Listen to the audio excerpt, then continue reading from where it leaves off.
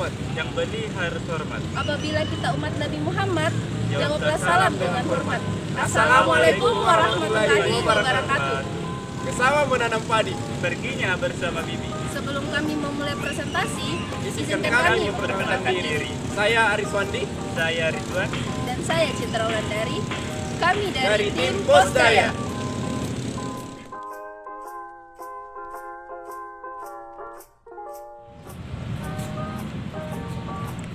Islam merupakan agama yang rahmatan lil alamin untuk mewujudkan kehidupan masyarakat yang adil, makmur dan sejahtera.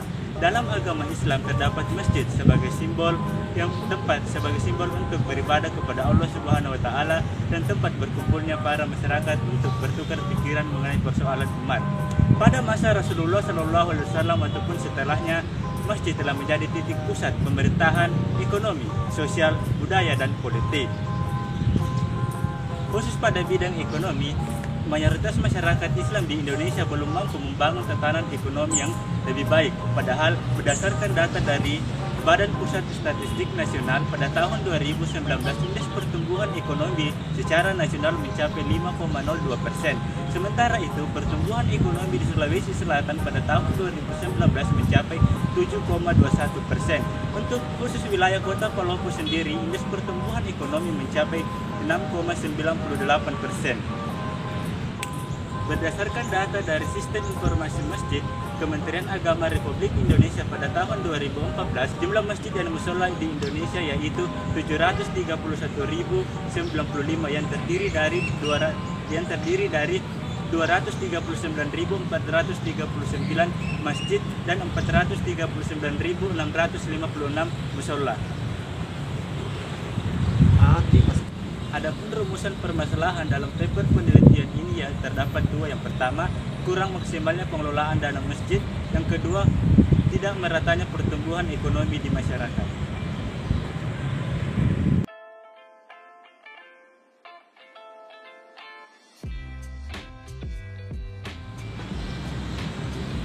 Nah, kali ini saya akan membahas tentang metodologi penelitian. Adapun jenis penelitian yang kami gunakan yaitu penelitian deskriptif kualitatif yang berlandaskan dengan filsafat pospositivisme, yang dimana digunakan sebagai untuk menelaah kondisi objek yang alamiah. Penelitian ini dilaksanakan di Masjid Agung Kota Palopo, tepatnya di Jalan Kiai Haji Muhammad Ramli, nomor 2, Kelurahan Batu Pasir, Kecamatan Muara Utara, Kota Palopo. Penelitian ini dilaksanakan pada tanggal 8 sampai dengan 10 Februari 2020 dan teknik pengumpulan data yang kami gunakan yaitu data primer dan juga data sekunder. Nah, kali ini saya akan membahas tentang program pemberdayaan ekonomi umat berbasis pos pemberdayaan keluarga di Masjid Agung Kota Palopo. Setelah saya melakukan observasi terhadap salah satu pedagang yang ada di Kota Palopo, saya mendapatkan hasil bahwa pendapatan di hari biasa mereka yaitu sekitar 200 sampai 500 ribu rupiah. Dan untuk per bulannya mereka mendapatkan pendapatan sebesar 8 sampai 12 juta rupiah. Dan pada bulan suci Ramadan mengalami peningkatan, di mana pada bulan suci Ramadan mereka mendapatkan hasil sekitar 1 sampai 3.500.000 rupiah per hari, dan untuk per bulannya sekitar 100 sampai 500 juta rupiah per bulan.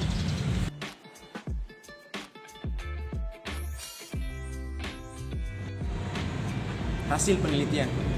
Berdasarkan data Masjid Agung Kota Palopo pada tahun 2019, ada beberapa sumber pemasukan dan pengeluaran dari Masjid Agung. Yang pertama adalah sumber pemasukan. Masjid Agung Kota Palopo memiliki beberapa sumber pemasukan. Yang pertama adalah infak jamaah.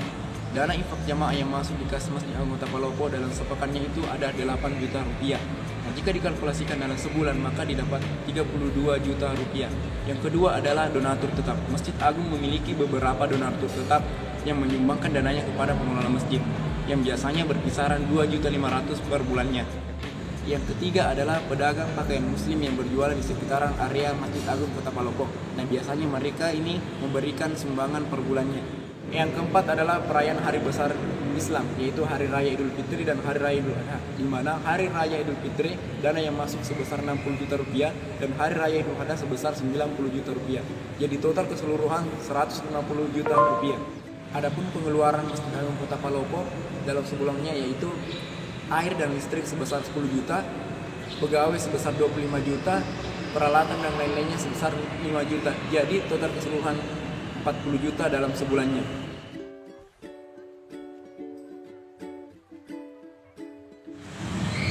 Nah, dengan melihat potensi dan kondisi keuangan di Masjid Agung Kota Palopo, kami mengusulkan ada 3 program yang akan kami lakukan. Salah satunya yaitu aula pernikahan.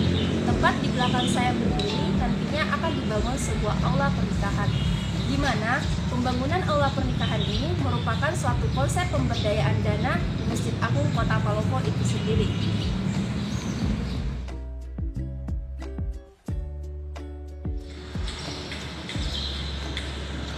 Program Posdaya yang selanjutnya adalah pemberdayaan ekonomi kepada ibu-ibu sekitaran Masjid Agung Kota Palopo, yaitu dengan mendirikan sebuah usaha catering bersama.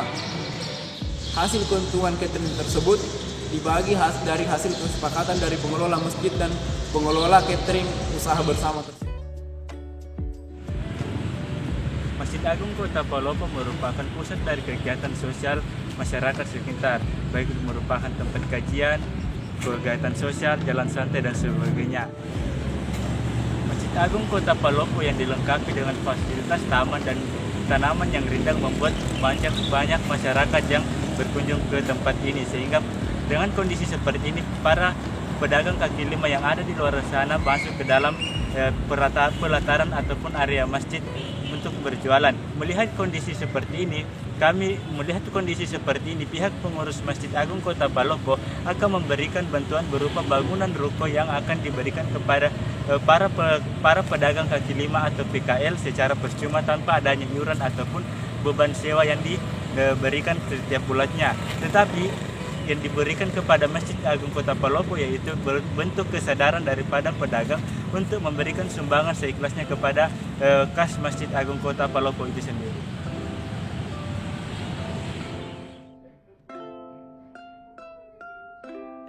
Hakikatnya, masjid bukan hanya sebagai tempat ibadah, melainkan juga sebagai tempat untuk mengumpulkan kekuatan dan persatuan, tidak terkecuali dengan sisi ekonomi. Insya Allah dengan adanya program pos pemberdayaan keluarga, masjid akan lebih produktif. Posdaya, Pos pemberdayaan keluarga. mengelola masjid, memberdayakan keluarga. Wassalamualaikum warahmatullahi wabarakatuh.